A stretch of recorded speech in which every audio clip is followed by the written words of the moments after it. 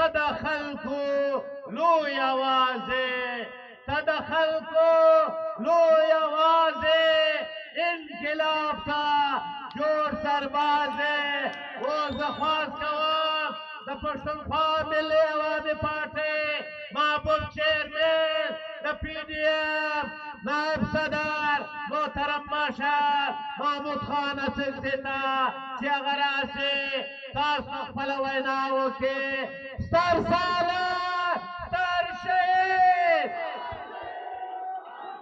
ستر سالار ستر شهید زموږ قاید زموږ رهبر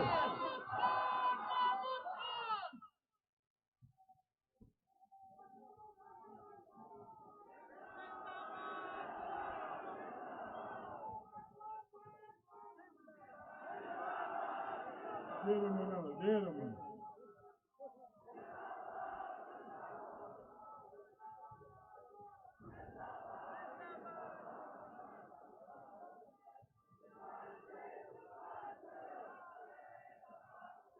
ډېره مننه ډېره مننه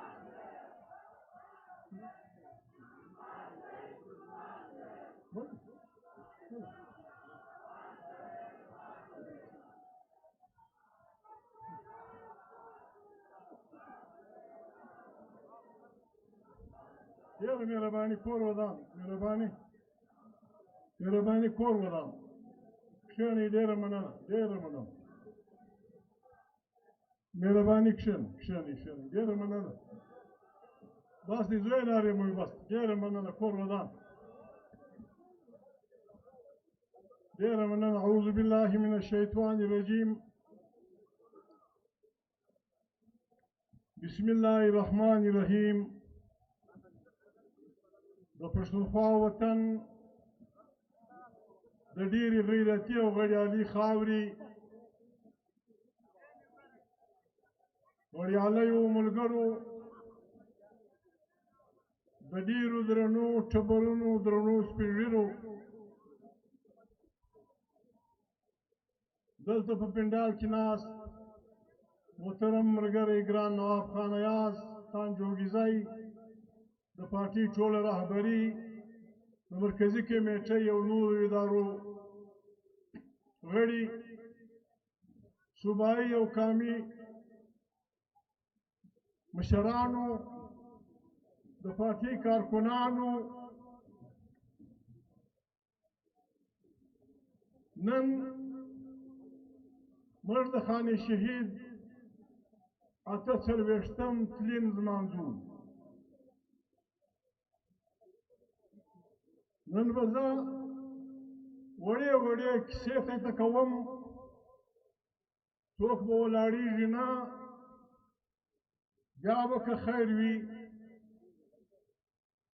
سم یو د بل سره وعده کوو د خپل قام د آبادۍ سوکالۍ دپاره د خپل لښکر د غښتلو غړلو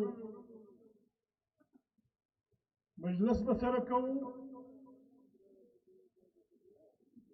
عزیزانو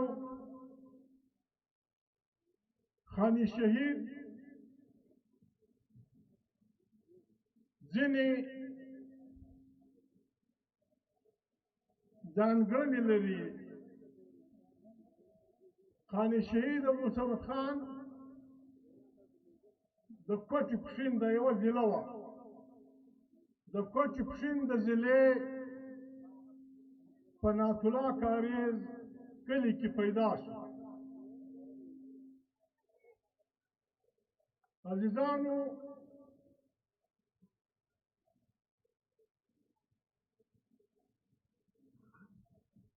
زیارتوال د بریټیش بلوچستان ذکر وکړي نن یې زه ګام په ګام کارکنانو ته بیانوم چې هر ملګری په دې پوه شي چې زموږ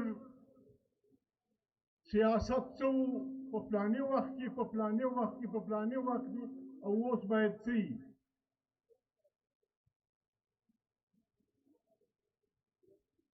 پر افغانستان باندې چې دا وطن د افغانستان برخه وه دویم جنگ د انګریز چې پر مسلط سو، امیر شیر علي د شمال په خوا ولاړ، مشر زوی یې په جیل کې و، کشر زوی سردار محمد ایوب خان د انګریز په مقابله کې جنگونه روان کړل.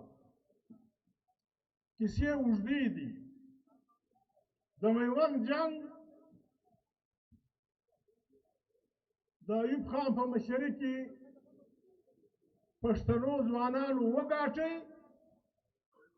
خو بیا موږ هغه فتح نه وساتله. دا بیا بل وخت بیا بیان کوو چې ولې مې نه وساتله. ایوب خان سره د ملګرو بیا شکست وخوړ، ایران ته ولاړ.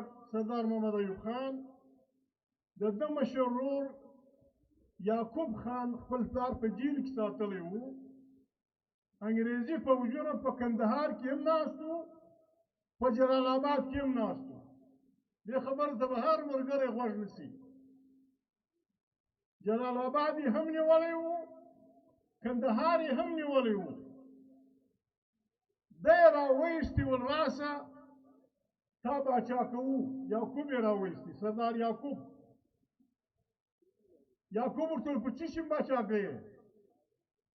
خو په جلال آباد کې هم ته ناست یې، کندهار کې هم ته ناست یې، ګرده علاقه تا نیولې ده.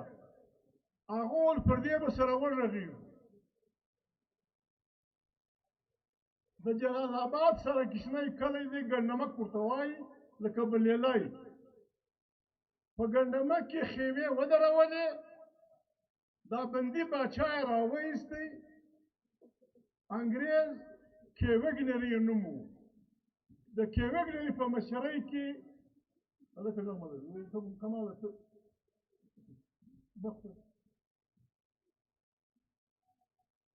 کیوګنري مشر و. د یعقوب سره مجلس روان کړي. هغه معاهدې ته د ګنډمک معاهده وایي.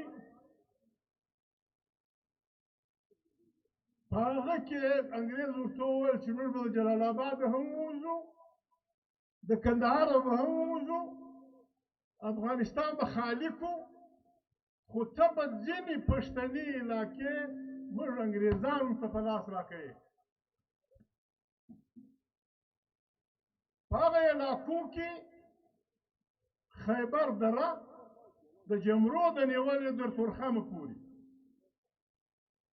دلته کشنی ځای د پېښوره سره چمکنی او رکزي ایجنسي او د دا چمنه نیولې تر دوکۍ پورې، دا ګرد پښین ګرد شوی. شوی ښار نه، شوی معنا سنجاوی، شوی معنا موسخیل، شوی معنا زیارت، شوی معنا تل چوټیالي، شوی معنا بارکان.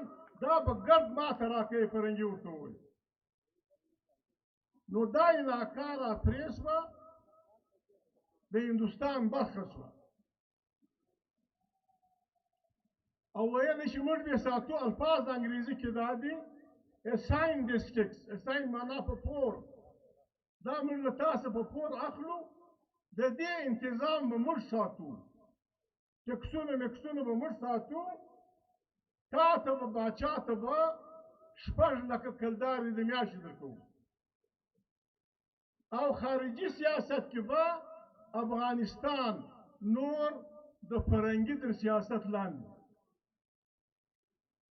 دا معاهده د مۍ په میاشت کې 1909 وسوه. 1800 بخښنه غواړم.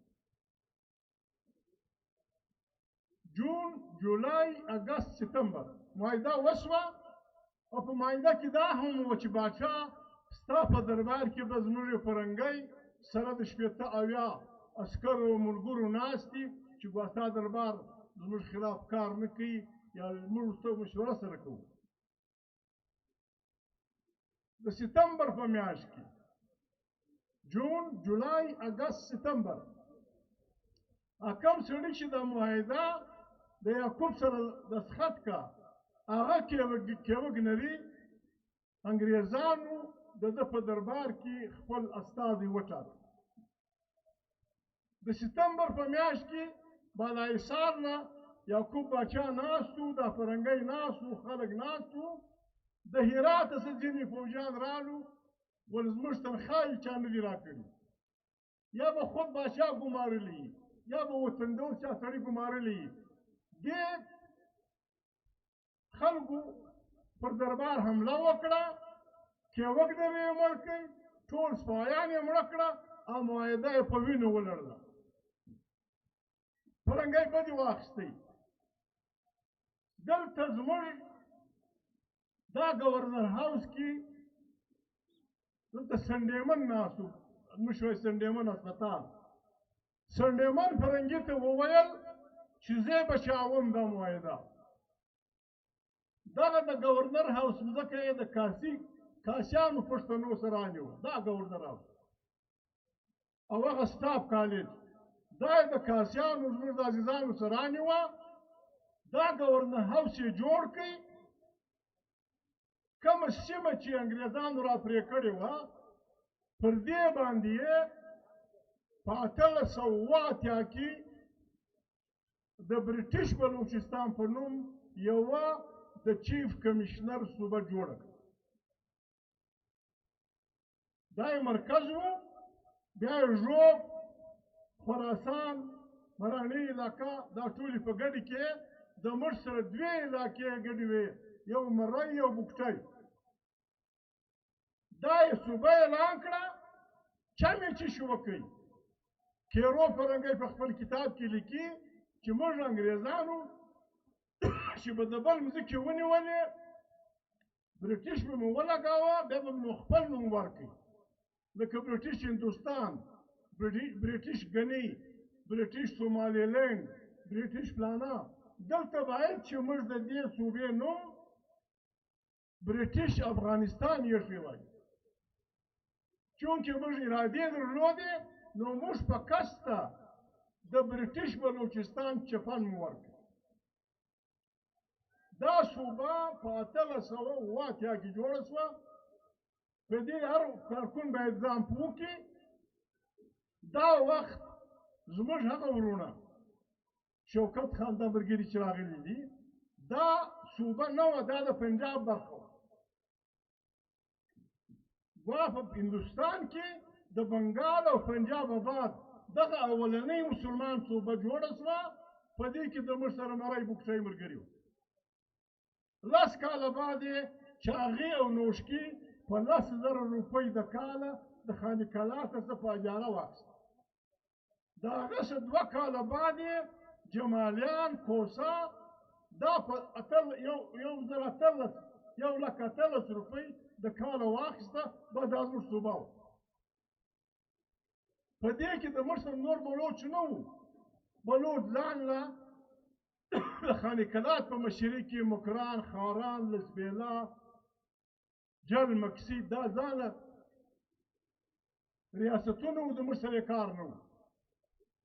دلته په دې صوبه کې د نواب صاحب د نیکه په مشري کې، د نواب محمد خان جوګزي په مشري کې د هرې قبیلې سرداران یې راجمع کړه. شاهي جرګه یې جوړه کړه.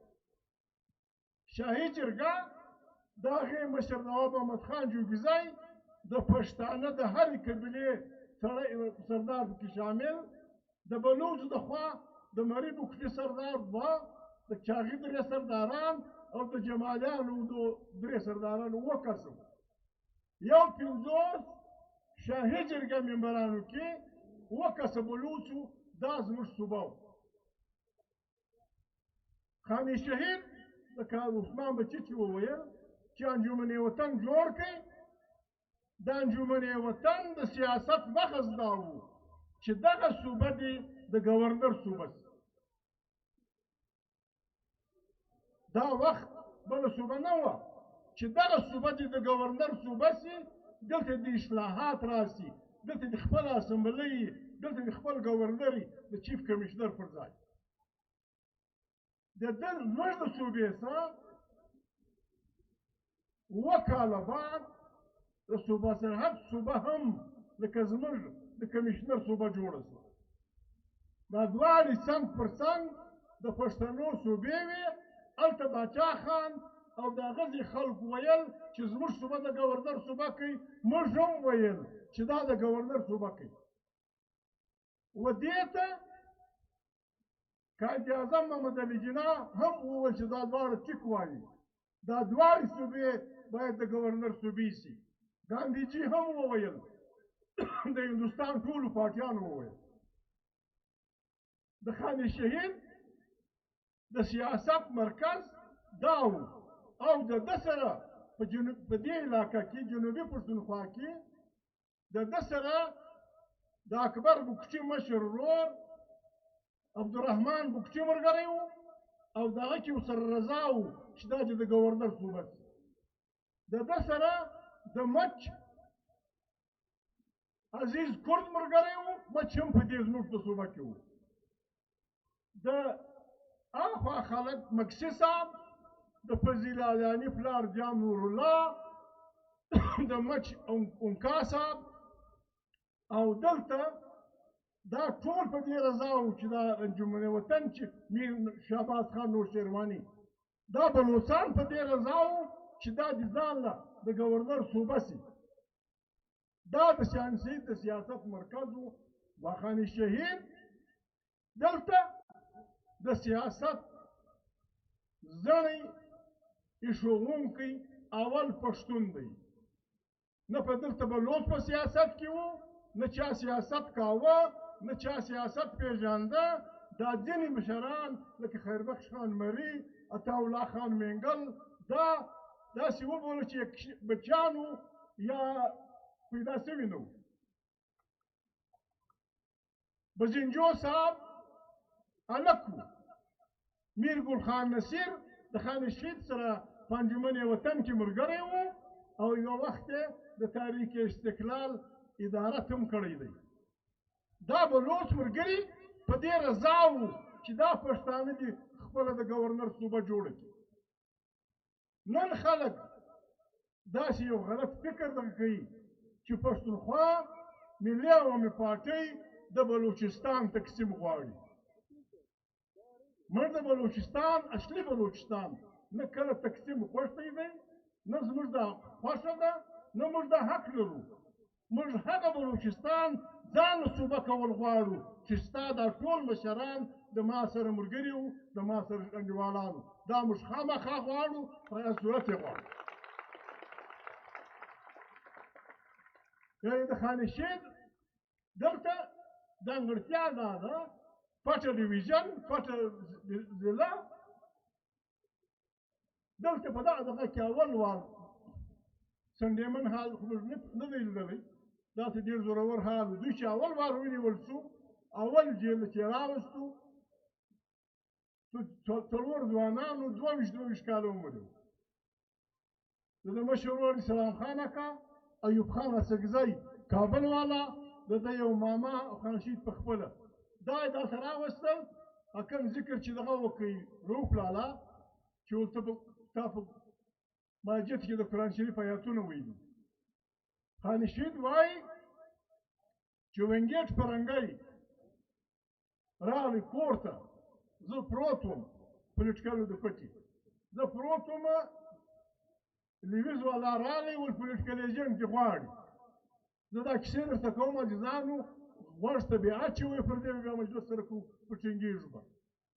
چې ورالم تحصیلدار ولاړو، یو کرسۍ پرته وه، ول بله کرسۍ راوړه. چې راوړه و ما ته وویل چې زما نوم وینګیټ دی، زه فرنګی یم، زه چې ځوان وم ما زموږ ملک ډېر پر مخ تللی دی، ما سوشلیزم غوښت چې زموږ ملک نور پر مخ ولاړ شي. تا چې د ماجد کوم مجلس کړی دی په دې زه نه خطاوزم. زه په خپله د سیاسي کورنۍ یم او ستا ښه پوښتنه ما کړې ده. ته په بټیش بلوچستان کې سیاست کول غواړې او زما هم د فرنګي په حیثیت چې زه دلې وای ما به هم دا کار کول، دا ته چې کوې. لیکن زه دلته د پولیټیکل ایجنټ په معنا ذمهواریانې لرم. په دې اوس حال کې چې جنګ عظیم یو سوی دی د بل لپاره کشف په هندوستان کې بلوچستان کې قطعا سیاست نه پرېږدو. ولما ورته ویلې چې زه نور څه غواړم خو اصلاحات به غواړم چې دا صوبه چې د ګورنر صوبه شي. ده ول ما تا ته وویل موږ دلته سیاست نه پرېږدو. خوښه ستا ده که دا لار پرېږدې او که دا کار کوې. ول ما ورته وویلې چې زه دا څنګه پرېښودی چې ته وایې چې دا روا کار دی. ولته وویل چې نه یې پرېږدې نو موږ مجبوره یو تا به بندي کوو. بیا یې وخندل. ول زه به دې نه بندي کوم ستا د کامپ په خلکو به دې بندي کوم. ول ما ورته وویل زه تا هم مجبوره بولم هغه خواران هم مجبوره بولم ځان هم مجبوره بولم. ول ده راته وویل نو ویل ډن عبدالصمد د خدای په امان. به زه را رئیس وم او د سیاست ژوند روان شو. دلته په دې خبره پښتونخوا مليان پارټي هر کارکون باید په هسکه غاړه دا ووایي. موږ چاته پیغور نه ورکوو موږ څوک د ځان ټیټ نه بولو. دا باید په هسکه غاړه ووایي چې دلته د ضد امپریالیزم ضد فیوډالي نوابي او جمهوري سیاست زړی خان شهید عبدالصمد خان یټی دی. دا کارکنان به یې ساتي. خان شهید چې دا زړی ږدي کمال خان صاحب به 7 کالو وي بل څوک نشته نه پیدا شوي دي. خان شهید هغه وخت ضد امپریالیزم ضد فیوډالي خاني زورورتیا او جمهوري دا زړی تا یشی دی. دې ته به اوبه ورکوې د دې څه به غټ توت جوړوې او دا ته به د ولس داسې باچهي جوړوې چې هېڅوک به چاته په چپ نظر نه وګوري. دا ستا ذمهواري ده. د خان شهید یوه ځانګړتیا دا ده. بله ځانګړتیا د خان شهید دا ده چې پاکستان جوړ شو. دلته خوشحال هم ځینې خبرې وکړي کتاب کې به ویني چا به ورته ویلي. خان شهید چې پاکستان جوړ شو خان شهید لومړی سیاسي کارکون دی چې هغه د پاکستان په سیاست کې دا فکر وړاندې کوي چې د ډیورنډ لاین راکښته د پاکستان په خوا د ډیورنډ لاین راکښته له چتراله نیولې تر بولانه د پښتانه دا ټول وطن باید خامخا په یوه صوبه کې راسي. د هغې نوم د پښتونستان. دا د بولان په خبره زموږ بلوڅ ملګري کله کله خفه سي چې دا بولان دې بیا د کومې خوا راخیستی دی. موږ په بولان دعوه نه لرو. زموږ د بلوڅ قدرتي پیش د بولان دا مانده دی. له کوټ سیستو شوسې د کولپور د بولان د ښی خوا اوبه د بلوڅ لخوا راتویېږي. د کډې خوا اوبه د څانګې د فلانا د سوی دا د پښتانه د خوا راتویېږي. زموږ د بلوڅ موږ په بولان دعوه نه لرو. بولان چې د کردانو مځکه د هغه د هغو ده لیکن دا مانده د ښي لاسه د دوی اوبه راتویېږي د کیڼ لاسه زموږ اوبه ورتویېږي چې بولان ووتی پر ښي لاس ډاډر بلوڅ ته پاته سي سوی او پښتانه ته پاته سي. دا د دې فکر وړاندې کوونکی چې د پښتانه پاکستان کې د یو متحد پښتون صوبې د دې زړی هم خان شهید عبدالصمد خان یشي. بیا چې ولې نه جوړ شو خان شهید زه نن کیسې درته کوم وخت وایي انشاءالله. له بده مرغه چې د پاکستان بعد خان شهید ورور پښتون جوړ کړي. د ورور پښتون خبره دغه وه چې موږ انسان بولو. موږ د هیڅ انسان څخه پر دې بنیاد کرکه نه کوو چې دی کومه ژبه وایي. موږ ټول انسانیت د بابا آدم علیه السلام او د حوا نه بچي بولو. موږ د انسان قدر کوو. یوه خبره چې ځان د کارکون په معنا درته وایم مشرانو ته هم قرآن شریف هم یو خبره کوي او موږ به یو خبره زده کوي، کارکنان به زده کوي، مشران پکښې، ډاکټر حامد پکښې، نواب صاحب پکښې، وهیڅ چاته به داسې خبره نه کوې چې کې تا ته څوک وکړي ستا خوا بدېږي. وهیڅ چاته به نه و سپین سرې ته، نه و سپین ږیري ته، نه د آسو غوجلو مزدوره ته، نه ستا و ډریور ته، نه ستا و چپړاسي ته، دا خبره به وهیڅ چاته نه کوې چې کې تا ته څوک وکړي ستا خوا به بدېږي. دا د ژوند لومړۍ خښته باید چې دا کارکون وي. او قرآن کریم به وایي چې ښه مؤمن هغه دی چې کم شی ځان له خوښوي چې بل له یې خوښ کړي. که ته ځان له غوړه ډوډۍ غواړې بل له بې هم خوښوې، که ځان له ښه کالي غواړې بل له بې هم خوښوې، که ځان له ښه کور غواړې بل له بې هم خوښوې. دا نه چې پر بل خاورې اړوه او خپله بس څه شي پوسه ول په خپل کاله منډوسه، داسې به نه وي پوسه په خپل کاله منډوس، داسې نه. سیاسي وړې وړې خبرې به کوو. یو خبره موږ بار بار کړې ده عزیزانو، د پښتونخوا ملي پارټي کارکون باید خامخا دا خوی ولري. دی که غریب دی که خوار دی کاره بلا ده، که لوی سرمایه‌دار دی خاندان دی، دا خوی باید د پښتونخوا ملي پارټي کارکوني د هر ظالم او د مظلوم په جنګ کې به د پښتونخوا ملي پارټي کارکون خامخا د مظلوم ملګری، خامخا. که مظلوم دا جارو چې وي دا خواري او ظالم د محمود زوی ستی د ملا ماته سي که دوی د محمود زوی ملګرتیا وکړه دا بنګي دا مینه وکړه. نو خلکو په یو ښه عمل ماله راځي. درېیمه خبره عزیزانو، د پښتونخوا ملي پارټي کارکونو رهبران دا خوی باید ولرو. موږ د بل شي ته باید هیله نه وو، د بل ښه موټر، د بل ښه مځکه، د بل یو ښه فلانی شی، د بل یو ښه فلانی شی قبضې کول دا ظلم دی، دا ناروا دی، دا به نه کوو. او خپل شی، خپل حق و بل ته پرېښول دا بې غیرتي ده. ستا د ملا ماته چې د ګوتو چې د خپل شی بل ته پرېږدي،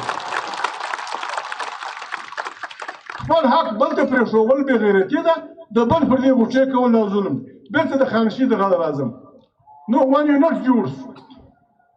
ون یونټ چې څنګه جوړېدی، خانشین لکه هر څوک چې د خپلې کلي په دغه خبرې چې ورور فلانی ګډوډي دي، فلانی ګډوډي دي، بدستې خانشین کور ته وتاړه. دلته د ایوب خان جرنیل ورور چیف کمیشنر و ګورنر پر ځای ناست بهادور خان، د باچا خان مشر ورور ډاکټر خان ون یونټ جوړ کړ.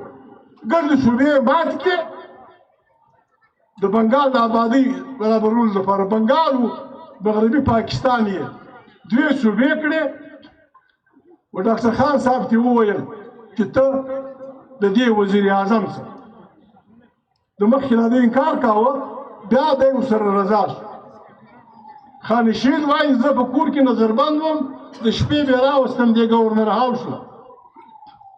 د ایوب خان ورور او ډاکټر خان به راته ویل چې په ون یونټ کې پښتانه لږ خلک دي، آبادي یې لږ ده، موږ د ون یونټ وزیر اعظمي راکوي، راسئ موږ یې کومکیان سو، راسئ موږ یې ملګري سو، نو پر پاکستان به د پښتنو باچي.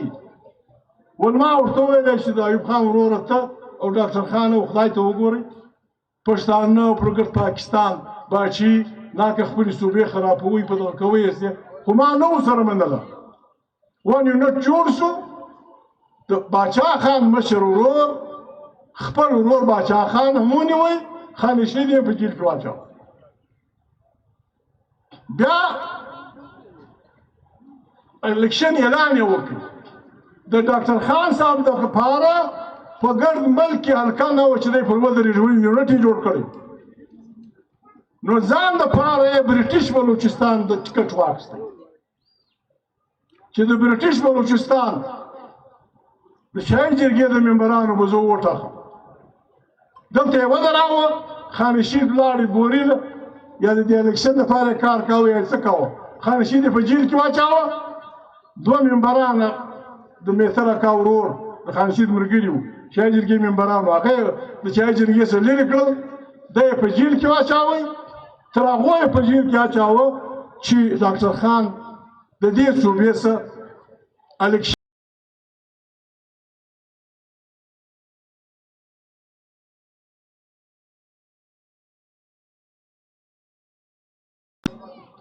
بیا چې خانشي پریس کانفرنس یې کاوه خدای خبر څونه قسمېدلی و په پریس کانفرنس کې ویل ول یو کما په ژوند پر یو چا ټک کولی ما یو څوک ویشتلی سوی ما به دا د ډاکټر خان خبره ما به عبدالصمد خان په خپله توپنچه ویشتلی تش په دې چې هغه زموږ یې دا څه کوې لالادین په جیل کې اچول د امام ځان ورکوي نو د خانشید بله دغه دا ده چې د نیشنل عوامي پارټۍ په جوړېدو کې دا فکره د نیشنل عوامي پارټۍ په منشور کې اچول چې صوبې به د ژبو او ثقافت پر بنیاد جوړېږي دا ځانګړتیا هم د خانشید ده څلورمه خبره پښتونخوا لفظ یو وخت خوشحال خان استعمال کړی دی د چې خلکو په مخه کې د خوشحال خان پرشیر زمانه دی زده خوشحال خان وایي نوره ټوله پښتونخوا پر ځای مې شته ده نوره ټوله پښتونخوا پر ځای مې شته ده دغه یو زه پکې خدای منصور کړم داسې یو شعر په سیاست کې یو وار دا ټکي خوشحال خان استعمال کړی دی بیا په سیاست کې چې خان شهید د خپلو ملګرو څخه بېهیلې سو او جنجاله سو نو یې په لومړي ځل پښتونخوا ټکی د سیاست میدان ته داسې واچاوه چې زما د پارټۍ نوم به وي نیشنل عوامي پارټۍ په بریکټ کې پښتونخوا چې ګوازه د خپلې پارټۍ سره پر دا خوا به دی څه ویم پر پښتونخوا سوال باندې زما پارټۍ وضاحت نه لري پښتون نه یم کوي نن پښتونخوا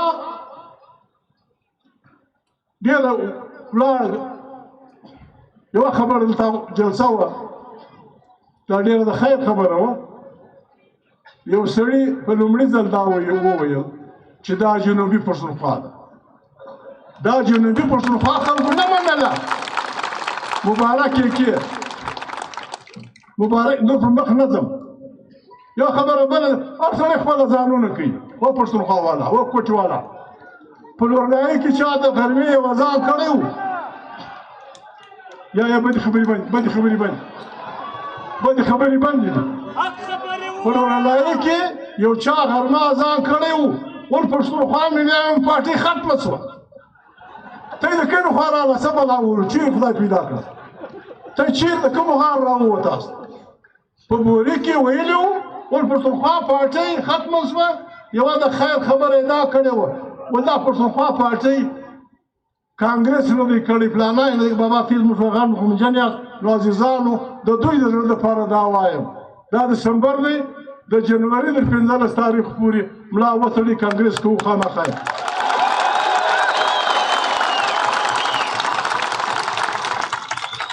خودش خلق گل په موږ اندېښمن دي وایي ادارې نشته پارټۍ نشته یوسف خان دا بیا اوري نواب صاحب یې اوري دا دسمبر دی د جنوري کښتۍ خوښه سره نږدې سئ سره انډیوالان سئ کانګرس کوو کلک کانګرس کوو زورور کانګرس کوو داسې پارټۍ جوړوو چې دنیا به ورته ویاړي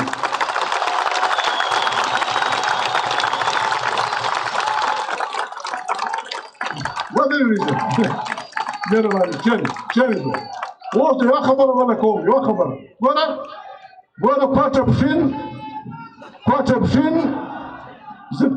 کوټه پښین دغه دې خوا نه به دی زور ملګري د نورې زوله والا کوټه پښین د زمانو زموږ د تاریخ مرکز اوسېدلی دی ګوندي زه نه ورسره کوم دګل موږ سره ورونه یو زه په خپله کوټه پښین ضلع دا یوه وه خان شهید هم د دې لوکل و زه هم د دې لوکل وم زه هم په کوټه پښین ډسټرکټ کې پیدا شوی کوټه پښین ډسټرکټ معنا کوټه الله خان او پښین کم از کم په درو ضلعو کې زه زر یونټه خپله جوړوم، زر یونټه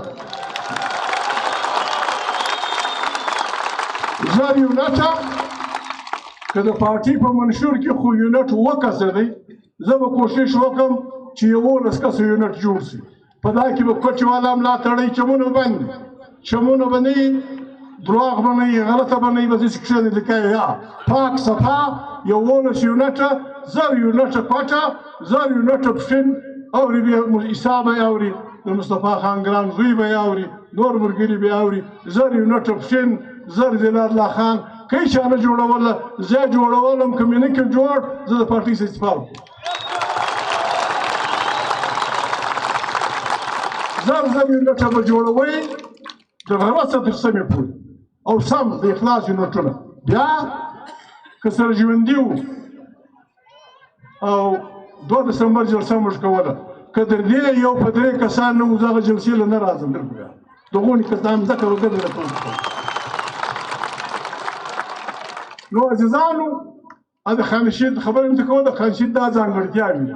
خانشید زه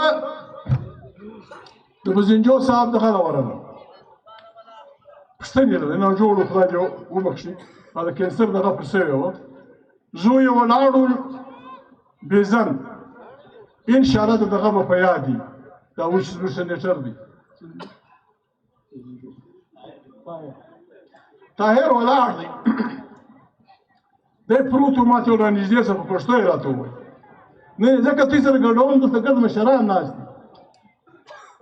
زه چې ورنږدې شوم، یو بلوڅ مشر راغلی و، هغه تللی و، ده ویل خبره یې وکړه، هغه کوچنی سړی دی، خبره یې وکړه، زه تا ته یو خواست کوم، اوس زه یو ځل دا اوس ناجوړ هم دی، دا وصیت کوي که نصیحت کوي. زه ځوان سړی یم، یو انجینیر مقبول را سره دلته به چیرې ناست دی جلسه کې، انجینیر مقبول و، ورانږدې شه چې ورغلم، ما ته یې ویل ما چې هر څه زده کړي دي، ما د ابوصمد خان زده کړي، دا د بزنجو صاحب، ما چې هر څه زده کړي دي، دا د ابوصمد خان زده کړي دي، او ابوصمد خان زموږ استاد و. و تا ته زه خواست کوم، ما نو څه یې صاحب، زه د پښتونخوا ملي پارټۍ یو دغه وم، و تا ته زه خواست کوم، پر بلوچستان به سوکه لاس ږدې، پر بلوچستان به سوکه لاس ږدې، پښتونخوا ملي پارټۍ په مهرباني کوي، موږ سوکه لاس ایښی،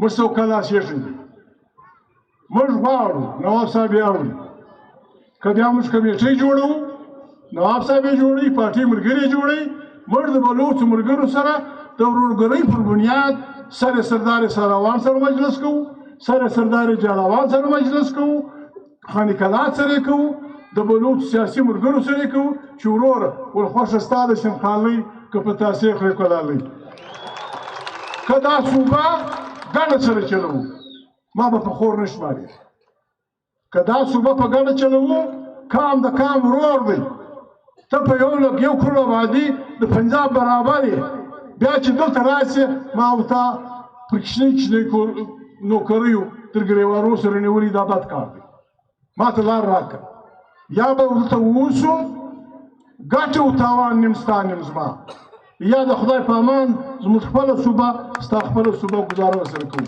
کار درسره پر دې موږ مجلس کوو، دا دمکۍ هم نه ده، دا جنګ هم نه دی، دا فلانه هم نه ده، موږ هم یو قام یو، موږ هم یو قام یو، موږ غواړو. خلک خبرې کوي، د علي وزیر ورور فاروق خان، سراج المعلومي تاریخ شهادت یې کله و، سراج یې کله و، 2003 د علي په کالج کې سټوډنټ و، دا نور شیان کې څه په منځ کې ونه، فاروق زموږ د پارټۍ ملګری و، د دوی پلار خدای دې وبخښي میرزا عالم خان ګریجویټ و، زه په اسمبلۍ کې وم، نواب صاحب هم نور ملګري هم راسره وو، ما او د هلته سره لیدل، مجلس هم سره کاوه، یو ملک بوستان خان و، پر یې ګډ خبرو موږ سره غږېدو، په قومي اسامبلۍ کې هر ملګری چې اوري وعدې اوري په شپږ ژبې کې 2006 که 2009 که شپږ نوي ما اوس یاد دی تاریخ مې یاد دی پر فاټا باندې د فاټا پر مشکلاتو باندې د فاروق خان د دوی د خاندان پر شهید کولو باندې د سالم خان د دوی پر شهادتونو باندې موږ د نن 20 کاله مخکې په دغه الفاظو وویل چې وسړیه په دا منځنۍ پښتونخوا کې یو ډېر خطرناک اور بل دی دې ته توجه وکړئ دا خلک مه ځایروئ د دې څه به داسې لمبې راولاړې شي چې پاکستان به اور واخلي دا موږ ته را چا د مخه کړې داسې څوک ونه موږ نواب صاحب را سره موږ د فاروق فاتحه کړې ده موږ د شاه عالم فاتحه کړې ده موږ د میرزا عالم خان او د ده د بچیانو فاتحه کړې دي موږ ګډ تللي یو موږ یې په چا شمارو نه فاتحه متعلق اول وار په جنګ اخبار کې په 2006 کې د کپیسات مایه د تاریخ موږ دا ښوولې ده چې فاتحه څه ده نن د فاتحه د انضمامه بعد بیرته اوس خبرې کېږي چې فاتحه دې بیرته تر مرکز لاندې شي موږ ته دواړې قبولې دي که فاتحه خیبر پښتونخوا او دا پښتون چې به اوس زموږ جلا شي نوشکي چاغي مري بوکشي او جمالیان د موږ جلا شي دا یوه صوبه د پښتونخوا د پښتونستان یا افغانیه په نامه او که فاتحه بیرته دوی مرکز ته اړوي بیا به جمهوري کوي بیا به د فاتحه ګورنر د مرکز نه بلکې د فاتحه په زور په ووټ منتخب کیږي منتخب فاتحه ګورنر به د منتخب پرزیدنت پاکستان سره مجلس کوي او حتی جرګې چې دي پولیټیکل ایجنټ په د منتخبې جرګې سکرټري بیا دا چې ریاست موږ ته قبول دي عزیزانو بله خبره دا ده پاکستان لګیا دی د سخت دریزو خلکو سره مجلسونه کوي ښه خبره پنجاب والا د خپل دغه سره مجلس وکړي دغه مجلس وکړي د ټي ټي پي سره عمران خان مجلس کوي زه ځان تجویز کوم زه په خیبر پښتونخوا کې په فاټا کې د خپلو سیاسي ملګرو ته دا وایم چې د ټي ټي پي سره بشکر نه بندوي ټي ټي پي د وطن طالبان دي په وطن کې زیږېدلي دي د دوی سره به داسې یو رویه کوو چې موږ دوی په ګډه د خپل کام د ورک قسمت محنت وکړو د ورک قسمت خواري وکړو موږ په افغانستان کې 40 کاله جنګ وشو بخښنه غواړم ښه به غواړم ته نه سئ 40 کاله جنګ وشو په دا جنګ کې ټول خلک چې مړه شو یتیمان شو برباد شو دا پښتانه وو روس ووتی روس مات شو د روس ملګري مات شو امریکا ماته شوه ملګري یې مات شو په نتیجه کې څه وشو په نتیجه کې هغه خلک چې نه خور کونډه شوې وه نه مور کونډه شوې وه نه بچی یتیم شوی و هغه د افغانستان مالکان کېږي ما و طالب د ډوډۍ سره نیولي دي دا کار به پرېږدو وملا طالبه وملا فلانیه وملا فلانیه خونده وکرزی صاحب و فلانیه لاس به ونه ورکوو د افغانستان استقلال به بچاوو د افغانستان ازادي به بچاوو او په افغانستان کې د پښتانه مرکزي محرکه قوت به بچاوو بل څوک بله بابلاله وایي زه په هغې کې نه یم 40 کاله موږ جنګ کړی نتیجه یې وګوره افغانستان استقلال چیرې دی خلک پر دې غږېږي افغانستان ته وکاږي افغانستان تقسیم کړي برتا کړی دی ته مړ یې بل یې وژلی دی دنیا توبه کړې ده دنیا نن د افغانستان تر ټولو ګرانه اړه مسله دا ده ملا عبدالغني برادر ملا فاضل دا نور زموږ ملایان چې چیرې فاینانس منیسټر و پلانا منیسټر دي دا به مهرباني کوي په دې به ځان پوه کوي د افغانستان استقلال او په افغانستان کې دې خبره ته یو بند ښوول چې یو د بل به باچي په زور اخلو دې موږ برباد کړي یو داسې یو حکومت پراخ بنسټیز حکومت چې په هغه کې ګرد افغانان ازبک تاجک فلانی دا ګرد جمع او د افغانستان استقلال بچ کړي موږ دا کوم داسې دغه کوو چې افغانستان زخمي دی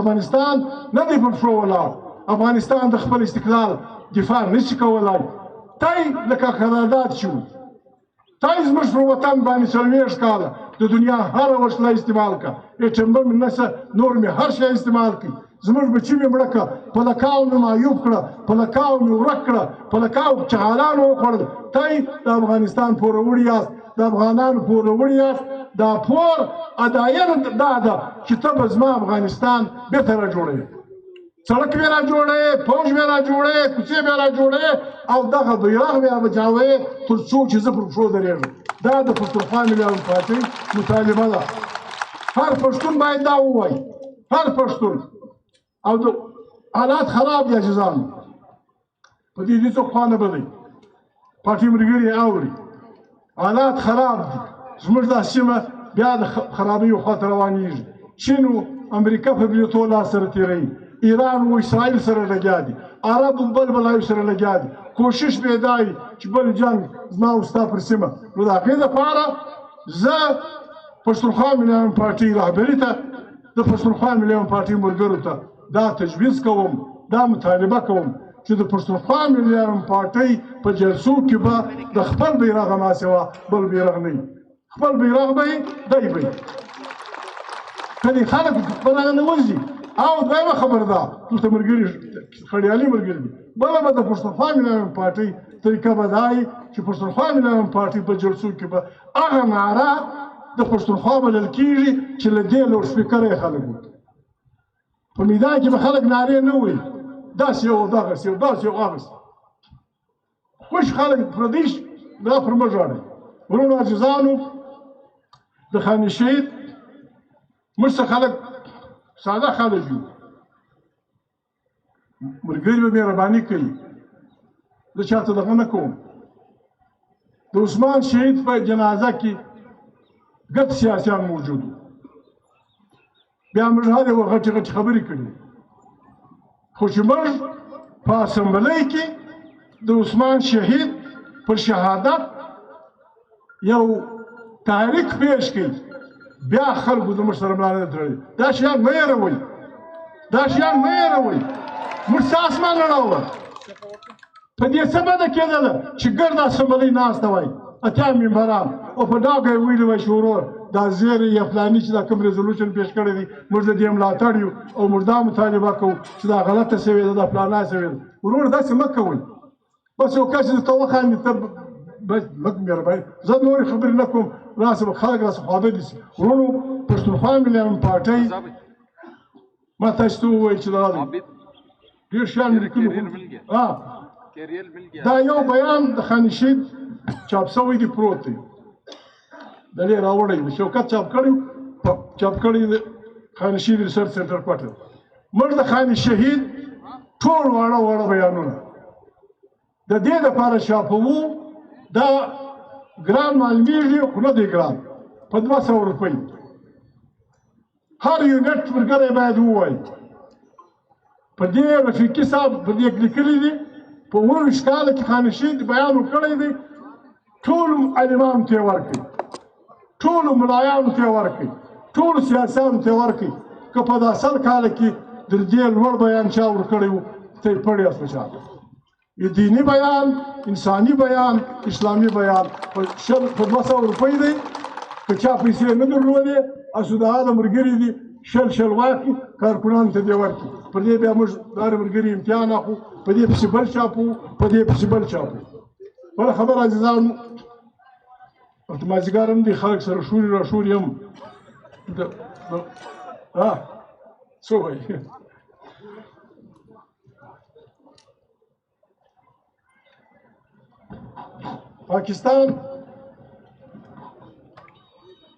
پاکستان زموږ ملک دی پاکستان زموږ ملک دی ګوره موږ لیوني نه یو هر څوک چې هر څه وایي پاکستان د بربادۍ وجه دا ده موږ د چا سره بدي نه کوو. پاکستان یو آئین لري، لکه کله چې د کلي یو چاري یو قانون وي، هغه آئین وایي چې هر څوک به په خپل چوکاټ کې اوسي. دا به څنګه چلېږي؟ ودغه جنرال صاحب، ودغه جان صاحب، ودغه فلانی صاحب، دا به څنګه چلېږي چې کوم سړی لکه پسه خرڅېږي تا هغه د پاکستان وفادار بولي، چې کوم سړی لکه پسه رانیول کېږي تا هغه د پاکستان وفادار بولي. هغه وزیر اعظم کوي، هغه وزیر اعلی کوي، هغه به چی خوره کوي. ته په خپله په بدي اخته کوي، ته په خپله په بدکاري اخته کوي، په رشوت اخته کوي. په رشوت راغلی وزیر اعظم د ورک شي د راوستلو والا سره، په رشوت راوستلی وزیر اعلی د ورک شي د بل والا سره. څه بلاوې دي؟ دا اوس ماته نه سم ځینې خبرې کولی، زه بند کړی یم، زیارتوالم بند کړی یم، نور ملګري بند کړی یم. کنې زه خو لکه درګنه په ډېرو بدو خبرو خبرېږم، په ډېرو بدو خبرو، په ډېرو بدو خبرو. دې خبرو ورسره راغلی هغه بل څوک چې تا سره کار لرم اوس هغه مثل سړي نه ولول موږ پټ کار سره لرو. دا اوس خبره ده، دا د یوې خبرې جواب دی. زه نه کوم ځینې خبرې ول دغه ویل ول دغه خو دغه یو غسلخانه ده په دا به سره نه نوځو. په دواړو کې وایي، په دواړو کې چې پر ځای خو نو نشته، په دا غسلخانه به سره نه نوځو. دا اوس یو هفته مخکې خبره. زه دا خبرې نه کوم، موږ په عذابوي. سړی خدای ته وګورئ، موږ په خپل کار اخته یو، موږ زیروي. ورونو نو پاکستان بار موږ دا ویلي، پاکستان نشي زنده‌باد کېدلی چې دا نواب صاحب اوس ودرېږي تر هغو پورې چې ستونی یې پرېوځي. دا موږ ګډ چې ودرېږو چې تر هغو پورې ستونی مې پرېږي چې پاکستان زنده‌باد، پاکستان زنده‌باد. په خالي نارو نه پاکستان زنده‌باد کېږي. پاکستان به هله زنده‌باد کېږي چې بلوچ زنده‌باد شي، چې پښتون زنده‌باد شي، چې سندی زنده‌باد شي، چې پنجابی زنده‌باد شي، بیا به پاکستان زنده‌باد کېږي. موږ د چا خیرات نه غواړو. موږ پرېږدئ، اوټ پرېږدئ، اسمبلۍ پرېږدئ، ښایسته اسمبلۍ به جوړو. تېر هېر راسې اسمبلۍ جوړو. د سره موږ دې بایلو، خو پرېږدئ چې ته په اوټ خلک راسي. بله خبره د خانشین ځانګړتیا هم بیانوي.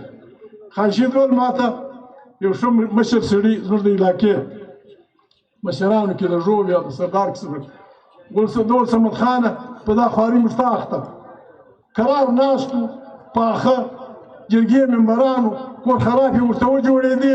اوس هر وخت الکشن راشي موږ مجبور یو، واره کونډه ته خواستې کوو، وار شپانه ته خواستې کوو، وار استاکار ته خواستې کوو. شرای نه ورته وکړه. ګل صمد خان نو څه درته ووایم، دا خواري تا راوړې، دا خانشین راوړې ده. باچهي هر 15 کاله بعد نړېږي. باچهي د خلکو په کورو نه راوځي.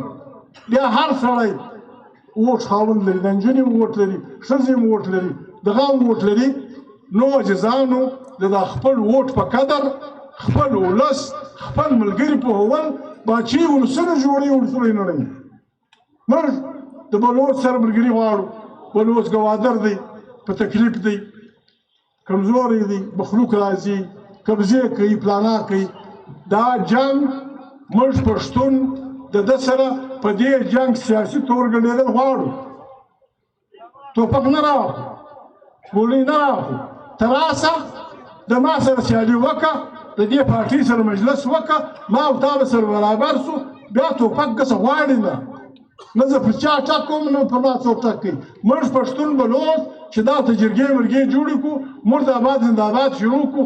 ولکه د ګوادره تر شمنه مرغۍ هم بیا تېره شي، مرغۍ هم بیا ولکه تېره شي. دلته مو سړکان بند کړو چې روډ زموږ سره دغه ته کور خراب یې، چې هلته ولاړ شې جمهوري یې، چې دلته ولاړ شې دغه نه کوې. نو عزیزانو، پاکستان د پاکستان یوازینی علاج یو جمهوري پاکستان. PDM څه وایي؟ دلته ځینې ملګري کله وایي پنجابي استعمار، کله وایي پنجابی. هلکه پر دا خبره خلک په موږ خاندي. ترک یو امین پنجابي سره خطا ایستله. که موږ دغونې واړه خلک یو چې موږ خلک خطابه چې موږ خپله رهبر دغه په چړو ځلوو، په دفتر کې په ګولیو ځلویشتل، دا موږ ته پنجابي وویل. پنجاب نن د پنجاب تر ټولو پاپولر لیډر نواز شریف وایي زه باچهي نه کوم، دا یې ماته خپله وایي.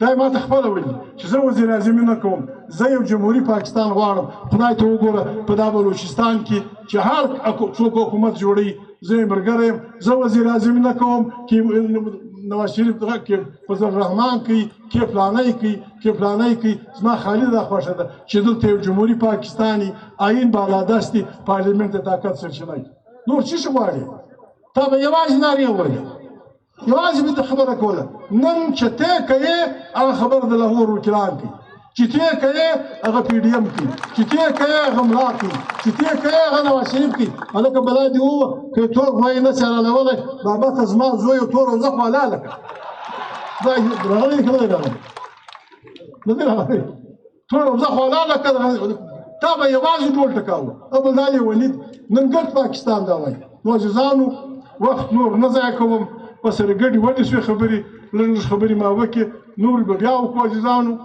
ورونو هغه درې څلور لارې کول غواړي لږ په کلکه بسم الله الرحمن الرحیم نعره تکبیر حضور نعره تکبیر جمهوری پاکستان پښتونخوا ملي پارټي پی ډي ایم الله مې وسعت ته ټول زنده باد دا نواب صاحب وایي زه اخري اذان کوم